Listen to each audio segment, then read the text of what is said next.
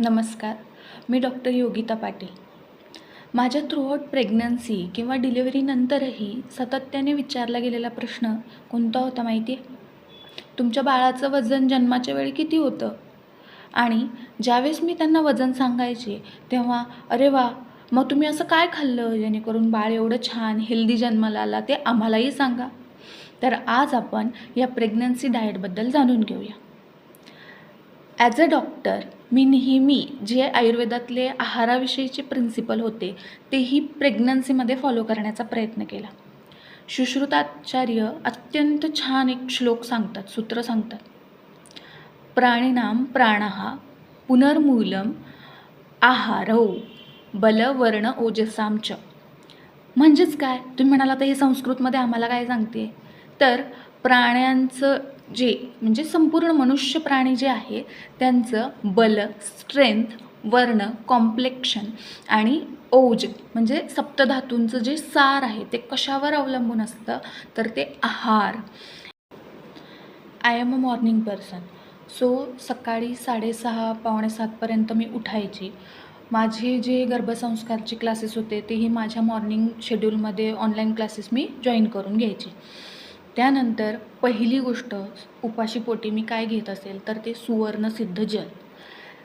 ते जल घेतल्यानंतर एक 10 ते 15 मिनटानंतर मी भिजवलेले ड्रायफ्रूट्स, रात्रभर भिजवलेले ड्रायफ्रूट्स घ्यायचे. त्याच्यामध्ये 2-3 बदाम असतील, 2 काजू असतील, 1 अक्रोड, 1 अंजीर आणि 4-5 काळे मनुके असं सगळं असायचं. त्यानंतर एक 10 ते 15 मिनटानंतर पुन्हा मी अर्धा कप चहा घ्यायची. मी चाय पर्सन आहे त्याच्यामुळे मला चहा बंद करणं अजिबात जमलं नाही. ज्यांना शक्य असेल त्यांनी मात्र ते अवॉइड करू शकता. पुन्हा अराऊंड 8:45 ते 9च्या दरम्यान मी नाश्ता करायची. नाश्त्यामध्ये मग वेगवेगळ्या प्रकारचे डोसे असतील, उपमा असेल, हे सगळं मी खायचे.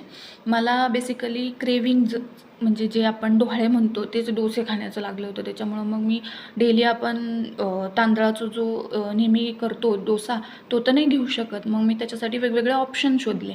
मग त्याच्यामध्ये मग मुगाचा डोसा असेल, ज्वारी आणि रव्याचं पीठ मिक्स करूनचा डोसा असेल किंवा नाचणीच्या पिठाचं धिरडं असेल किंवा मग आपले जे नॉर्मल आपण थालीपीठ करतो ते थालीपीठ असतील किंवा बीटरूटचं ज्यूस करून त्याच्यामध्ये वेगवेगळे टोमॅटो, काकडी, कोथिंबीर, मिरची असं टाकून त्याचे डोसे किंवा उत्तप्पा जे काही म्हणता येईल आपल्याला त्याला, तर ते घ्यायची नाश्त्यामध्ये. नाश्ता झाल्यानंतर 1 कप दूध आणि 1 चमचा प्रोटीन पावडर घ्यायची.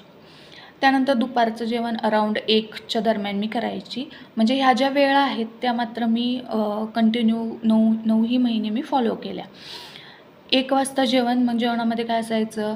पोळी, भाजी, वरण-भात आणि गोड खायचं क्रेविंग होतं मला. त्याच्यामुळे मी एखादा कुठलाही गोड पदार्थ जो की घरी बनलेला असेल किंवा साधं आपली साखरेची पोळी असते किंवा तूप-साखर किंवा तूप-भात असं खायची, तूप-साखर भात खायची.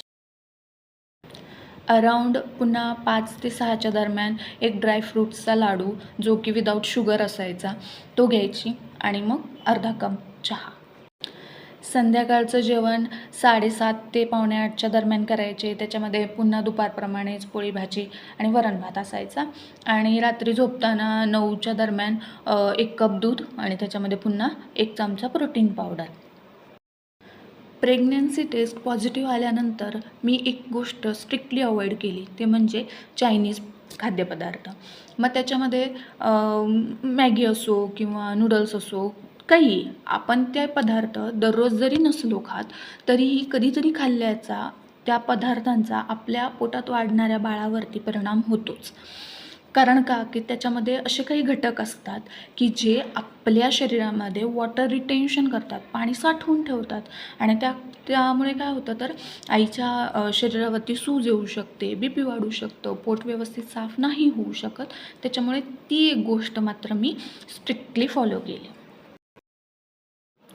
हे सगळं करत असताना मलासुद्धा पहिले 2 ते 2.5 महिने बिलकुल जेवण न जाणं, मळमळणं हे सारखे सिम्पटम्स होते. त्यामध्ये दिवसातून हार्डली अर्धी ते 1 पोळी मी खायची, ठीक आहे. पण जसं हे हार्मोनल चेंजेस माझ्या शरीराला यूज टू होत गेले तसं मग सगळं इझी होत गेलं. शेवटी एवढंच सांगेल की healthy life equal to healthy diet. Video शेवटपर्यंत पाहिलात त्यासाठी थँक्यू. अशाच हेल्थ टिप्ससाठी माझ्या चॅनेलला सबस्क्राईब करा आणि या व्हिडिओला लाईक आणि शेअर करा. थँक्यू.